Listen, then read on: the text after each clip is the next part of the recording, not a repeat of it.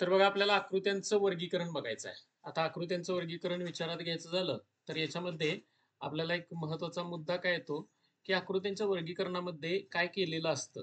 तर आकृत्यांच्या वर्गीकरणामध्ये तुम्हाला संच देतात. संच म्हणजे किती जणांचा असू शकतो, 4 आकृत्यांचा, 5 आकृत्यांचा, किती पण असेल. 4 त्यानंतर 5 आकृत्यांचा आकृत्यांचा संच असणार आहे. आणि ह्या संचामध्ये एक आकृती भिन्न असेल. एक आकृती इतरांपेक्षा भिन्न असते. एक आकृती इतरांपेक्षा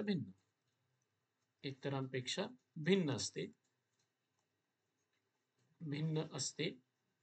ती शोधणे. ती काय करायची असते, आपल्याला शोधायची असते. ती शोधणे हे काम आपलं असतं आणि हेच तुमचं काय असतं, उत्तर असतं. तर म्हणजेच आपल्याला भिन्न आकृती म्हणजेच काय, जसं आपण बघा, मला वाटतं याच्या अगोदर पण आपण एक गोष्ट शिकलेलो होतो की 4 गोष्टी दिल्या तर त्यातल्या वेगळ्या गोष्टी कोणत्या. म्हणजे उदाहरणार्थ बघा, मोटरसायकल, त्यानंतर कार, विमान आणि रेल्वे.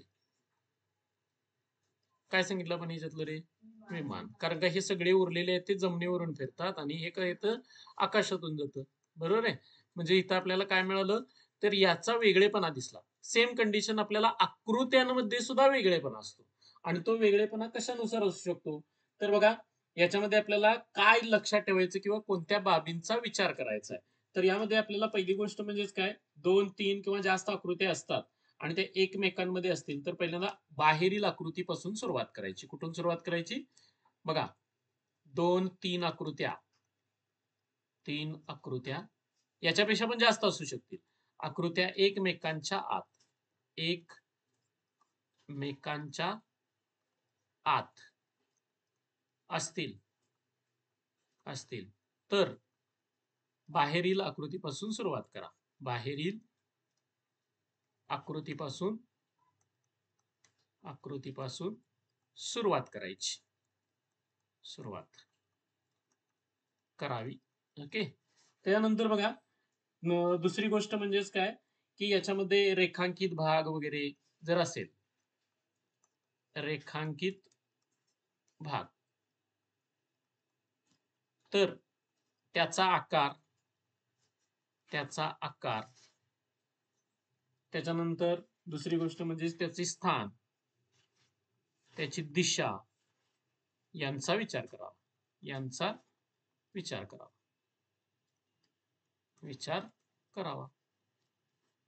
त्यानंतर बघा, जर असंच आपल्याला जर गोष्टी मिळाल्या तर याच्यामध्ये किती अंशातून कोणती गोष्ट फिरलेली आहे, किती अंशातून कोणती गोष्ट फिरली आहे,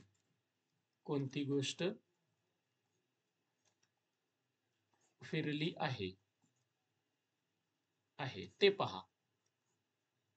पहावे. ठीक आहे. बघा ही गोष्ट पाहावी. त्याच्यानंतर आपल्याला त्याच्यामध्ये काय प्रतिमा आहे का, प्रतिमा प्रकार आहे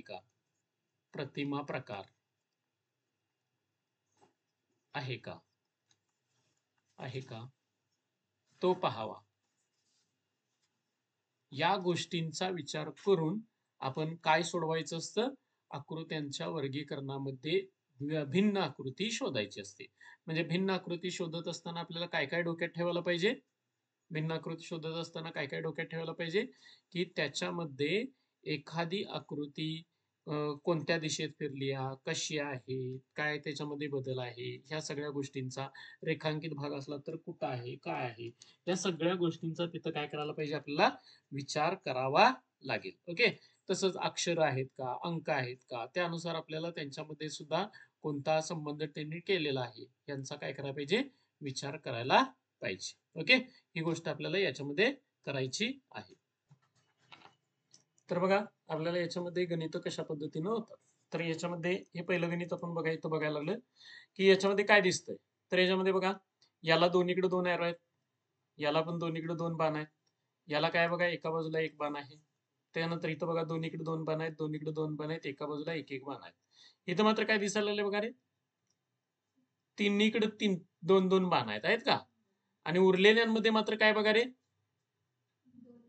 दोन्हीकडे 2 बाण असणारे किती जण आहेत? 1 आणि 2. आणि एकीकडे 1 बाण असणारे किती आहेत? 1 आणि 2. बरोबर का? म्हणजे बघा ह्याच्यामध्ये पण तसंच आहे. दोन्हीकडे 2 बाण असणारे दोघं आहेत आणि एकीकडे 1 बाण असणारे दोघं आहेत. याच्यामध्ये दोन्हीकडे 2 बाण असणारे दोघं आहेत आणि एकीकडे 1 बाण असणारे दोघं आहेत. त्याचं काय दिशा वगैरे आपल्याला विचारात घ्यायची गरज नाही. आपल्याला भिन्न कोण आहे ते बघायचं आहे. तर ह्याच्यामध्ये काय दिसतंय बघा रे? तिघांना दोन्हीकडे 2-2 बाण आहेत. म्हटल्यानंतर भिन्न कोण आहे? हा. लक्षात आलं का? तर याच्यानंतर बघा आपल्याला दुसरं गणित म्हणजे अशा पद्धतीनं पण असू शकतं. आता इथं आपण गणित तयार करूया. उदाहरणार्थ बघा इथं असं दिलंय. हे पहिलं आहे. त्यानंतर इथं दुसरं आहे. त्याच्यानंतर आपण इथं तिसऱ्या गोष्टीचा विचार करूया.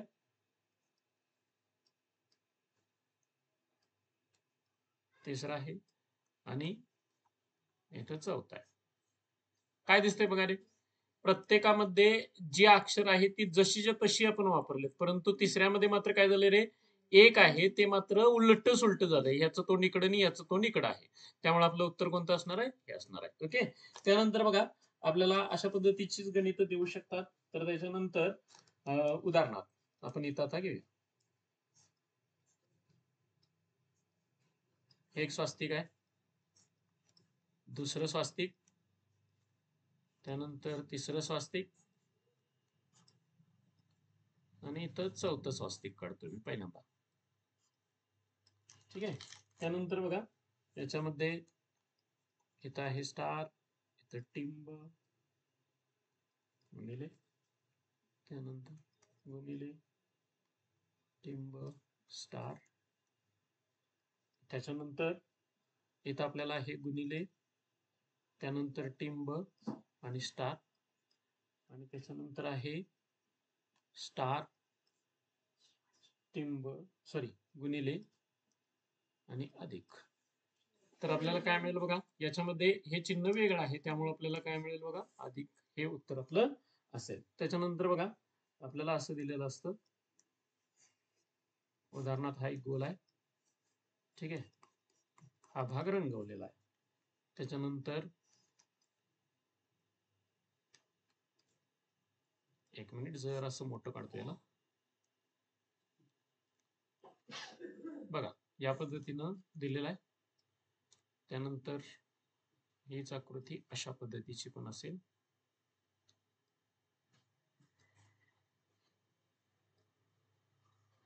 आणि अनेक आकृती आहे आपल्याला या पद्धतीने दिली आहे.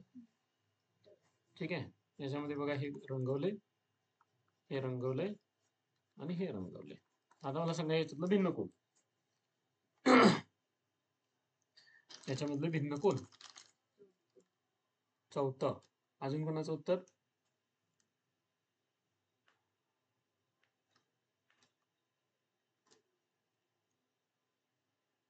पटकन अजून कोणाला उत्तर देता येईल का? चौथं. अजून कोणाचं? चौथं. सगळ्यांचं उत्तर चूक आहे. त्याचं उत्तर पहिलं येईल.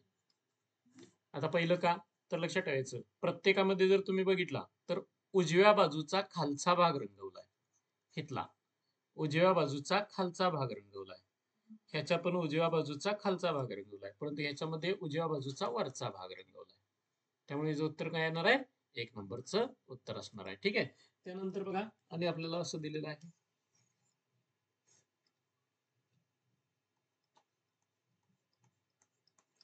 ठीक आहे. हा भाग असा आहे. त्याच्यानंतर चौकोन दिला. याच्यामध्ये हा भाग आपल्याला या पद्धतीने केलाय आणि याच्यामध्ये या पद्धतीने दिलाय. ठीक आहे. त्यानंतर हा एक त्रिकोण आहे. त्याच्यानंतर याच्यामध्ये बघा हा असा रंगवलाय आणि एक चौकोन आहे असा 2. त्याच्यामध्ये 2 भाग केले.